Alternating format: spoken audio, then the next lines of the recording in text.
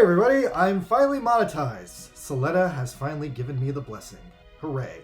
Anyway, please subscribe. I'm Buster Green, and this is my comprehensive review of Gundam Mercury. We are now at episode 22, and as it stands, I feel like we're probably near the end of the show, bearing a surprise season 3 that has yet to be announced. So let's go into the meme roundup and the recap for last week, and this was a hell of a week. Now, last time the meme roundup was relatively light because the previous episode was just Ghoul and Shadiq fighting, and there were like relatively light meme reactions, but this week was just the pure meme gates of hell, pure open, and on top of that, people were sending me memes. So long story short, this week was non-stop memes, and there were actually so many memes this week that for the first time I actually had to knock a few of the weaker ones out of the running, but I'll cover the best of the best here on Meme Roundup, and so a couple of people were memeing on a bunch of hot topics and going in order of the episode. In the last episode, the Earth House kids gave out a bunch of tomatoes to the school attack survivors and Cecilia. I missed this detail last week, but Choo Choo personally delivered tomatoes to those bitchy girls who she beat the shit out of last season when she was first introduced. By the way, while we're on the topic of Choo Choo real fast, some really cool dude made a Choo Choo custom version of her new upgraded mobile suit, pointing out that the backpack sort of resembles her hairstyle if you position it right. So honestly, I kind of feel like this should be the official color scheme now, and if this unit is in the next Gundam Breaker game, I will definitely paint it this way. After this, the next ongoing issue was that Miorine became president by default, and she spent her first day of president in a constant state of shock, stress, and mourning. The first thing she did as president was interrogate Shadiq, and honestly, Miorine was too depressed to do it. So the internet said that Batman should have interrogated Shadiq. Now that would have been entertaining. And then also on the Japanese side of the internet, eagle-eyed viewers pointed out that while Miorine was interrogating Shadiq and they went over his harem girls, the girls in the prison were doing weirdly visually reminiscent things of things they'd done when they were not in prison. So that's just a cool animation callback that is just pure visual. Anyway, otherwise not a ton happened in the last ep. Suletta got coerced by the Space Assembly League to pilot the very dangerous Gundam Caliburn to confront her mom for the final battle. And a large number of us are very, very worried that the Caliburn will kill Suletta, because half the time in Gundam, the main characters end up dead or permanently disformed in the last episode, and it's going to be really, really sad if that happens to Suletta. Meanwhile, Lady Prospero went off to the Quiet Zero, and she turned it on and did her mad scientist thing. And she, of course, was trying to bring her dead baby Eric back to life, and of course, this was a whole thing. God forbid a woman have hobbies. Everyone was trying to stop her from doing this, and that was dumb because, of course, she killed everyone trying to stop her. Seriously, though, if Prosper is just trying to unethically resurrect her dead daughter, I say let the lady have at it. Leave her alone, just give her a space, because people are mostly just concerned because technically, aside from bringing back the dead in this one instance, the Quiet Zero could also have the side effect of hacking every computer system in space or possibly brainwashing people. And on top of that, it also explodes anyone who gets too close to it. So yeah, the Quiet Zero ended up being quite the topic of discussion this week online. A new poster was dropped highlighting just it in all its glory, showing that it's basically a giant spaceship in the shape of a giant coffin. And considering it's a giant coffin, then you have to consider that it's baby Aries' giant coffin, which is some very grim symbolism if you take it in like that. The show has constantly been about a woman trying to destroy the world because her baby died, and so in the end she is using an apocalyptic superweapon resembling a giant dead baby coffin, also literally containing her baby's dead remains, because it's so on the point. Also, everyone has been freaking out, realizing that the Quiet Zero has been in the show's opening since the start of the season, and we just didn't realize it because we didn't know what it looked like or what it was supposed to be. There's also been some additional speculation about what the fuck the Quiet Zero fully is, and if there's more to it than just what we've seen and the fact it makes a laser death ball. Some bro joked that since the show keeps low-key referencing Gundam X, maybe the Quiet Zero is actually a giant harmonica cannon, which is possible. Another bro in Japan joke that since Prospera is technically all about building Gundams, and that's all she's done up to now, the Quiet Zero is probably actually a giant Psycho Gundam situation piloted by the Gundam Aerial. So you like Gundams? Well, how about a Gundam piloting a Gundam? How about that? So yeah, and then a third bro joke that actually the Quiet Zero is just going to spit out a bunch of smaller Quiet Zeros, which will transmit Baby Aries Ghost everywhere, and it's going to chase everyone around like a big-ass horror movie. So yeah, those are quite the options for the Quiet Zero. Of those three, they're all honestly possible, and I'd give the random laser blast the most credence, but honestly I'd be surprised and shocked if any of the shit actually happened. But there's almost definitely going to be some more Baby Airy Ghost horror coming up, so let's just indulge in that a little bit. So yeah, anyway, then the last big discussion in Japan was about how impressively good a boyfriend Ghoul is now all of a sudden, and how he's come so far from the little boy who used to beat Miorine with sticks in the first episode. Despite that though, some girl named Lulu made this fully hilarious, super cute comic of Ghoul and Miorine like getting an anniversary cake together, and the cake is just about how they are more in love with Suletta than they are each other. And that kind of resonates with me. Also, if I make so much money on this YouTube channel, I will totally buy a Suletta cake when the show is over. Oh no, look out behind you, Suletta! Oh yeah, also, unfortunately, there was like one last thing that made everyone go nuts, and the last big meme of the week was the final second reveal that Lauda Neal has become a ridiculous psycho. He's going to steal the Gundam Chorzette, and he's going to use it to try and kill Miorine. And Sachi over here did this hilarious one panel, like hyping up this Lauda Joker arc, also featuring Petra trying to reason with him, like, no, husbando.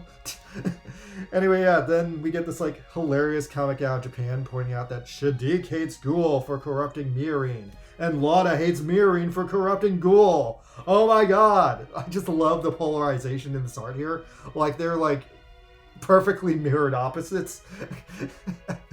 Anyway, yeah, so then, yeah, with the whole Lauda stealing the Chorzette thing, a couple of model kit bros are secretly fingers crossed right now because they're hoping that Lauda's general unpopularity as a character will cause the price of the Gundam Chorzette to go down, because otherwise it's a really sick Gundam design and you can make a lot of cool kit bashes over it.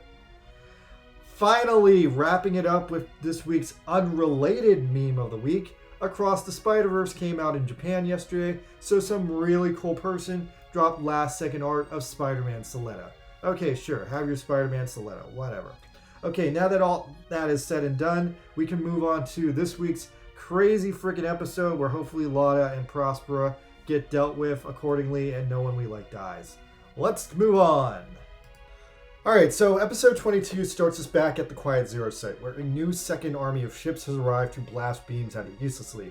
This attack commences, and at this time it just seems to be all these different ships blasting all these different large force beams at it. But the gun node network holds very strong, and so they switch to firing missiles. But the missiles are an even worse idea because they already activates the permanent barrier, which makes the missiles turn around and blare back at the ships. So the ships eventually decide that they're defeated and they retreat. Prospera praises Eri for deflecting another attack, and then we move over to Ghoul and Miorine. So Ghoul is trying to like wake Miorine up, but she's locked herself in a room, and she's gone full comatose, and she looks like Amuro Ray, and she's sitting naked under a towel like a crazy person. And wow, is it possible Miorine has finally lost her mind from all this crazy nonsense? Anyway, more on that later. So then we get an interesting scene about Choo Choo, where Choo Choo confronts Cecilia again. And yeah, I'm glad to see those two together again. So apparently after the last episode, Cecilia took back Choo Choo's upgraded suit because technically she owned it. And now that there is problems, Choo Choo wants to use it again. And Cecilia's like, yeah, sure, but if you break it, you buy it. And Martin freaks out because they also know that they can't possibly ever afford to pay her what she's asking for. So anyway, Cecilia like gives her the demi-barding, and then she also asks Choo Choo to take Roji with her because Roji just wants to see the Quiet Zero and he's curious about it. Meanwhile, elsewhere, the minor Earthhouse kids divert all their house chores to the bullies and Felsi, while Nico wonders about what happened to Suletta. As it turns out, Suletta is back at the bench where she was when Elan 4 died, and she is finally hearing that he died from Elan 5. He tells her the whole story, that Elan 4 died, he was a stunt double, and Suletta cries hearing the story.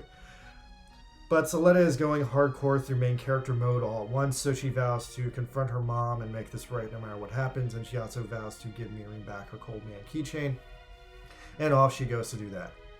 Elsewhere, Kananji and Cathedral are having a meeting with Ghoul about the Quiet Zero, and Ghoul is like just fully taking charge of this meeting because Miorine is being a gremlin right now. The Space Assembly League tries to cut a deal with them, and part of that deal is that Suletta has to confront Miorine, and so Ghoul confronts Suletta, who's arrived at the space dock.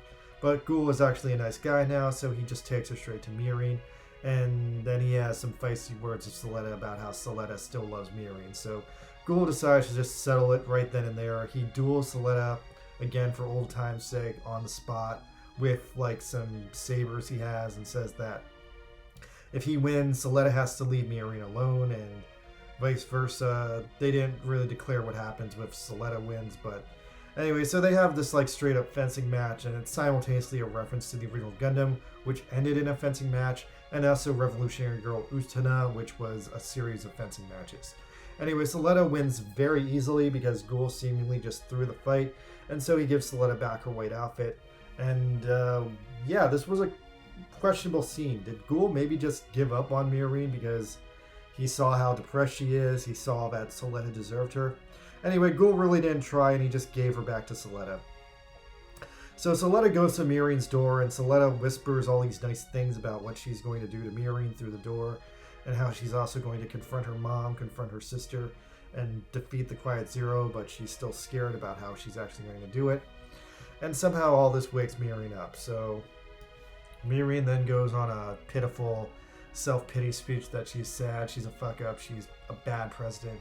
Since she's been president, so many people died, and she's really also sad that Suletta has to fight her own family, but Suletta just goes back on her own side that she's okay that she killed a bunch of people because the ends justify the means, and she's okay being a murderer if she protects her friends. And then Miorine's like, she's sick of making mistakes, but Suletta sweet talks her so much that when Suletta and Miorine are together, they don't make mistakes because they're so strong together.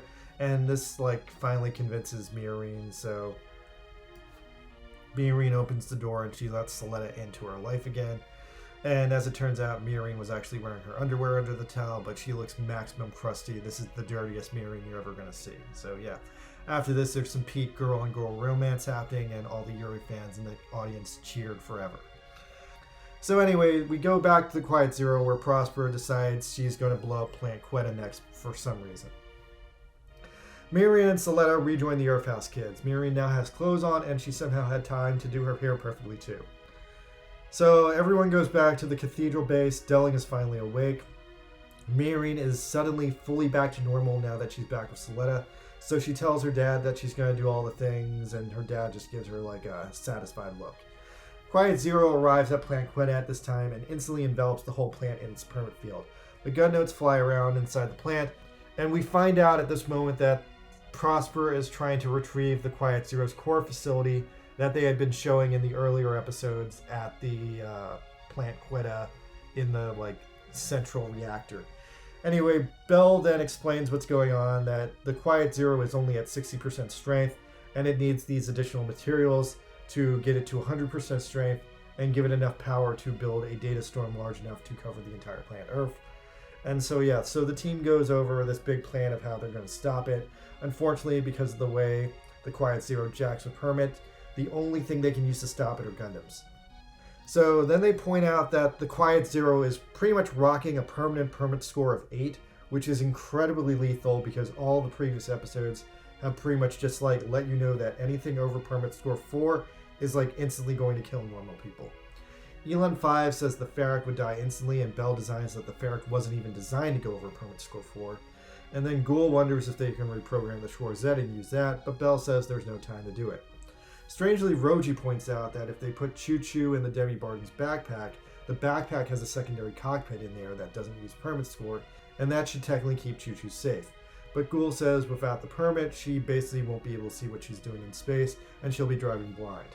Anyway, Miorine says they have to shut down the Quiet Zero no matter what, and they also can't let the Space Assembly League Army help because they just keep getting murdered. Ghoul gets really bummed out because he knows there's a good chance Suletta is going to die piloting the Gundam Caliburn, but both Suletta and Miorine seem to have made peace with that, so they're just like, it's gotta be done. Then we see the space colony. The space colony looks ultra cool. It looks exactly like the one from Gundam Wing, and Miorine goes back to Shaddiq in prison. I guess she's recruiting Shaddiq to help them fight the Quiet Zero, and this interestingly puts Shaddiq back in the mix. Miorine says Shaddiq has to believe in her, and Shaddiq just laughs in her face. The Demi Barden gets the new backpack, which has the head from Chuchi's Demi Trainer on, so that's full continuity right there. And then the rest of the Earth House kids bring out this weird, majestic, spherical space pod. I have no idea what they're going to do with this. Are they going to put Martin inside it? Is this a reference to the ball from the original Gundam? I don't know what this thing is, but it seems like it's going to be some surprise secret weapon, and I'm super curious about what the hell it is. Then we have a minor romance moment where Suletta tells Miorine a story about when they were cleaning up the tomato house. They looked at the tomato's DNA, and when they looked at the tomato's DNA, they found a secret text from Miorine's mom inside the tomato's DNA. Anyway, it's just kind of a cute story that reminds Miorine that Suletta loves her and her mom loves her and Miorine is loved. Anyway, so then Suletta gets in the Caliburn.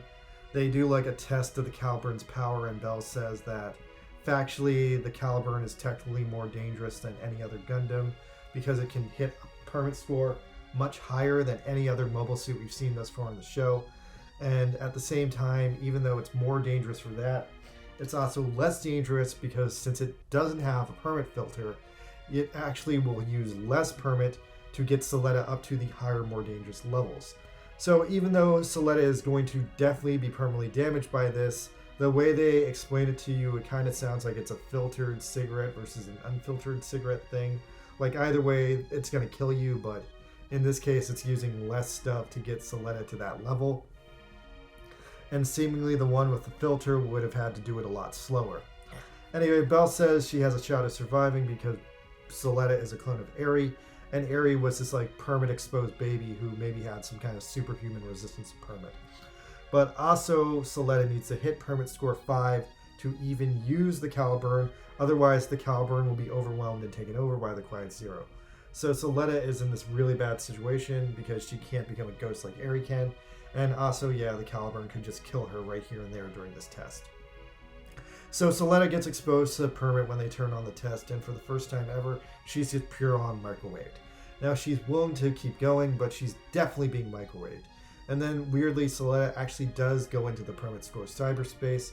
Maybe that's some weird connection she has to Eri, but anyway, she actually finally does reach permit score 5, which again we have to point out is beyond the normal human capability. Anyone else would have died at this point.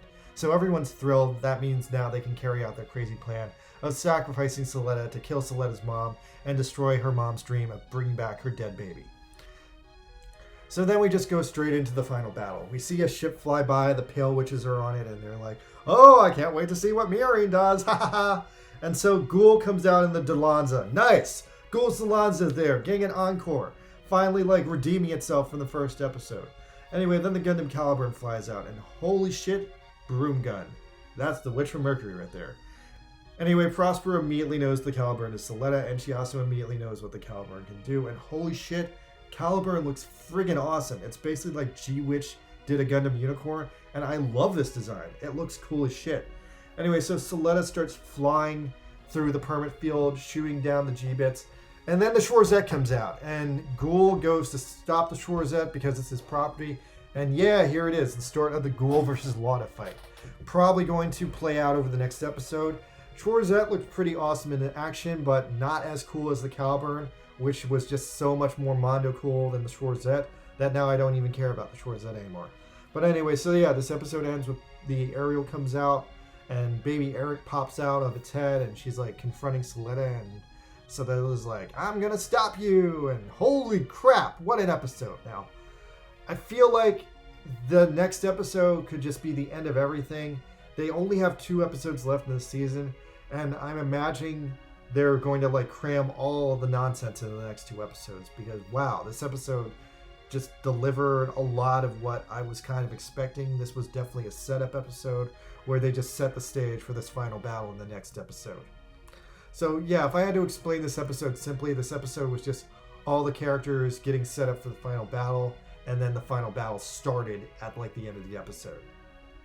Tracing back everyone's moves, Prospera was just driving the Quiet Zero around, trying to salvage parts and machinery to reach its full potential. The unfinished boss weapon here almost seems like a callback to the Zeong from the original Gundam, which also was classically not quite finished. But I also kind of dig that Prosper's just proactively like trying to finish building it by using it, and like every time everyone was like, "Oh, look at it go!" That was kind of funny, like especially since it was being treated as like a national disaster. Anyway, it seems like Delling had constructed the second piece of the Quiet Zero inside this large cylinder container inside the planet Quetta, and I guess he moved it somewhere else at some point. So this now has become a MacGuffin since neither Prosper or Miorine know where the piece is and where Delling put it. If I had to guess, the only places he could have possibly put it would be either the hospital where he's sleeping, or more ridiculously, it's probably in the school because Delling owned the school, don't forget. Like, honestly, the school and the cathedral base are really the only options of where it could be where we know about. If it's anywhere else, then it's some unknown place that we haven't heard about or seen yet. So yeah, the Earth House kids got all their business together. I'm very intrigued Roji went with them and Cecilia didn't. I still have no idea what Roji's deal is. He kind of seems like he's just a tech nerd, but maybe he does have like some weird like secret motivation, because remember back at like the start of the show, he was able to instantly identify that the aerial Gundam was a Gundam when like no one else could. Suletta went through a lot of held-back character growth in this episode, kind of all at once because she's just decided to do her own thing. And to the extent the first thing she decided she needed to do on her own was get Miorine back, because she's pretty much incomplete without Miorine. So Ghoul was majorly curious in this episode. He did some really interesting things. He essentially just casually gave Miorine back to Suletta without much of a fight. There was the bare pretense of them having that fencing duel, but like he really didn't try with that. Like, I really have to wonder what was Ghoul thinking. What do you think Ghoul was thinking? Was Ghoul sick of Miorine? Did he just understand at this point that Miorine needed Suletta and Suletta needed Miorine? Was this some sort of maturity on his part, realizing his girlfriend didn't love him back? Anyway, Ghoul's weird, and Miorine was a complete mess in this episode. She finally hit rock bottom after the last episode's presidential downfall, and the conversation between Miorine and Suletta was just cute, dramatic. It had to be said, like, it boiled down to the fact that Miorine realized at this point that she needed Suletta to be her husband, and Suletta needs Miorine too because they're incomplete without each other. They're the perfect lesbian couple. Like, then after that, the rest of the episode was just pure techno-babble about permit scores. We had the test with the caliber and the plan against how they're going to stop the Quiet Zero, and then straight into the final battle with even more permit scores. The fact that Eri just manifested inside the Quiet Zero field at the end also, that pretty much proves that Prosperous science, despite how mad it was, does fundamentally work, because yeah, Eri just came out and yelled at Suletta. Like, I think that it's a stupid idea to bathe the entire Earth in a permit field just so like Eri can play at a playground, but yeah, it's like now autonomously functioning that inside the Quiet Zero's bubble area, Eri can just show up. Or rather, like, for normal people, they can just see her without like having to make contact with the aerial data storm. Or no, actually, literally to be inside the Quiet Zero, you literally are inside the aerial data storm, because the storm is just now so much bigger than it was before. The point is, like, Suletta is clearly seeing baby Eri with like no hallucination or like no weird connection to the data storm right now. So I gotta wonder, like, is anyone else seeing her? Is Prosper seeing her? Honestly, it drives me nuts that the show never shows us the direct interactions between Prosper and Eri. Just times when Prosper is trying to talk to Eri, but not Prosper seeing Eri. I wonder if there's some symbolism in that, like Prosper can't see Eri, but I think like she can see Eri and they're just not showing her seeing her. They're only showing Eri when other people see her, which is another weird artistic choice. By the way, I did mention it before, but the illustration at the end is all the Earth House kids angrily walking off towards the final battle. Alright, I guess I don't have any major expectations for the next episode, because this episode was a straightforward two-parter, and it seems like the second part is just going to be more of the same, more of the battle. One big interesting screwball is that Miorine did confront Shaddiq again. I thought Shaddiq was done, but now he's back already. I guess maybe she's planning to use the Michaelis to like throw some anti-permit fields at the Gundam aerial or something. Or maybe this is a chance for Shaddiq to like redeem himself and save Ghoul from Wada, because, you know, he just like got his ass kicked by Ghoul, and the two of them have like a history together. And also this would make sense because Shaddiq and Wada have that crazy polarization going on right now I mentioned, so maybe they would actually have hostility for each other. Honestly, the fact that we do have a chance for Shadiq versus Lada is more interesting to me than Ghoul versus Lada. But yeah, I guess the next episode is mostly just going to be the Caliber versus Eri, Ghoul versus Lada fight. And I'm very, very curious of how Prosper is going to handle any of this. If Suletta is still brainwashed, if Suletta can like overcome her mom. And I could potentially see them destroying the Quiet Zero in the next episode, just ending all the drama there, and then using the last episode to have Suletta and Miorine's big fat gay wedding as the season finale. We'll have to see what happens next week, guys. I hope you're here next week because it's going to be a doozy. All right, see you guys next week. I am out of here.